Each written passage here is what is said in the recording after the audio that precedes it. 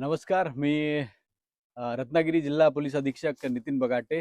आज रत्नागिरी जिल्ह्याच्या सर्व पोलीस दलाने गोपाळगड किल्ला गुहागर तालुक्यामधील जो छत्रपती शिवाजी महाराजांच्या आरमारातील एक प्रमुख किल्ला होता, त्या किल्ल्याच्या सफाई केलेली आहे. एक स्वच्छता मोहीम छत्रपती शिवाजी महाराजांच्या रत्नागिरी जिल्हा पोलीस दलातील मावळ्यांनी आज इथे पार पाडलेली आहे. ही एक ऑर्डर आहे माझ्याकडे की जे माननीय उच्च न्यायालय बॉम्बे हायकोर्ट त्यांचे जे कोल्हापूर बेंच आहे, कोल्हापूर बेंचनी दिलेली ह्या पिटिशनची ऑर्डर आहे.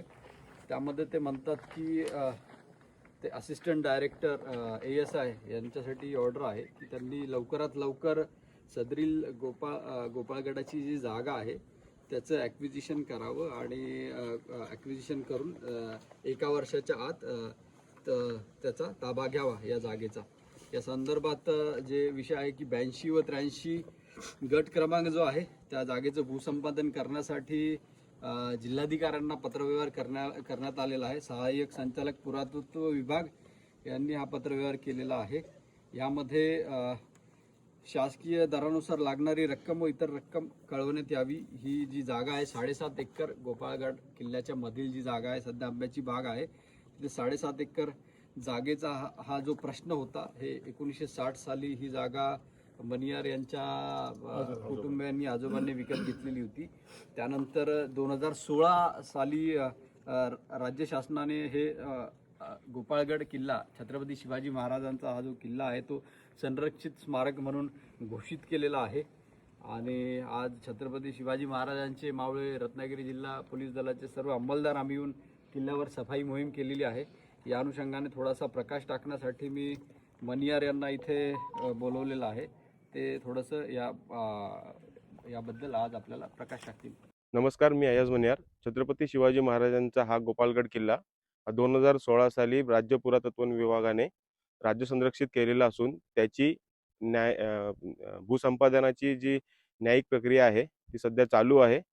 सदर आतल्या जमिनीमध्ये आमची मालकी होती ती सुद्धा आता आम्ही भूसंपादनाची प्रक्रिया ज्यावेळी पूर्ण होईल त्यावेळेस आम्ही जिल्हा पुरातत्व विभागाकडे सुपूर्द करण्यास स्वखुशीने तयार आहोत आणि ती लवकरात लवकर प्रक्रिया पूर्ण व्हावी ही आमची देखील अपेक्षा आहे आणि त्यासाठी पुरातत्व विभागाला सहकार्य करत आहोत.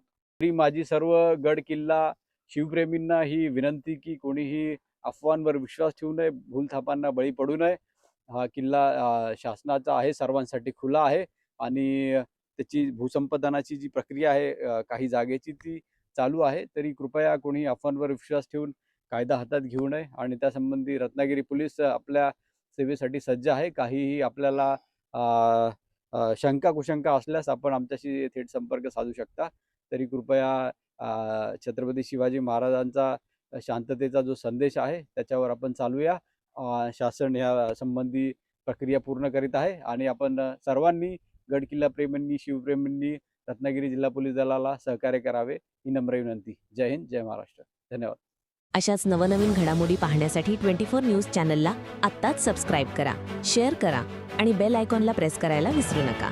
आणि हो, तुमची प्रतिक्रिया देखील कॉमेंट बॉक्समध्ये नोंदवा.